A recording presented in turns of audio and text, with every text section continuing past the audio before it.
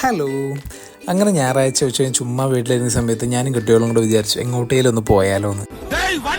അങ്ങനെ വണ്ടി എടുത്ത് ഒറ്റ മൈൻഡ് വിട്ടു ഹട്ടിക്ക്. ഈ ഹട്ടി എന്ന് പറയുന്നത് നമ്മുടെ നാട് കാണും കഴിഞ്ഞ് കുറച്ച് മുന്നോട്ട് പോയി കഴിയുമ്പോഴത്തേക്ക് ഒരു ഇന്നോയിൽ പമ്പുണ്ട്.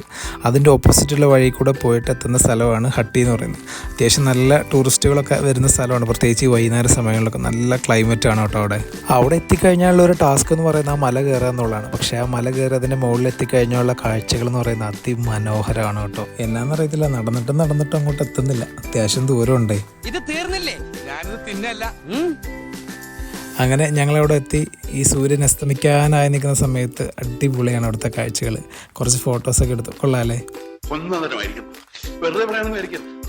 കുറച്ച് സമയം ഞങ്ങളങ്ങനെ സ്പെൻഡ് ചെയ്തിട്ട് മെല്ലെ താഴോട്ട് ഇറങ്ങി. കാരണം 6 മണിക്ക് ശേഷം നമ്മളവിടെ നിർത്തൂല, ഈ ഫോറസ്റ്റ് ഗാർഡുകാർ നമ്മൾ ഓടിച്ചു വിടും. പിന്നെ നമ്മൾ ചുമ്മാ അതിലെ അങ്ങോട്ടും ഇങ്ങോട്ടൊക്കെ നടന്ന തേയിലത്തോട്ടത്തിൻ്റെ പച്ചപ്പും ഹരിതാപമൊക്കെ ആസ്വദിച്ചു. പിന്നെ ഞങ്ങൾ അവിടെ അധികം നേരം നിന്നില്ല, ഇരുട്ടായി തുടങ്ങുമ്പോഴത്തേക്കും താഴോട്ട് ഇറങ്ങി.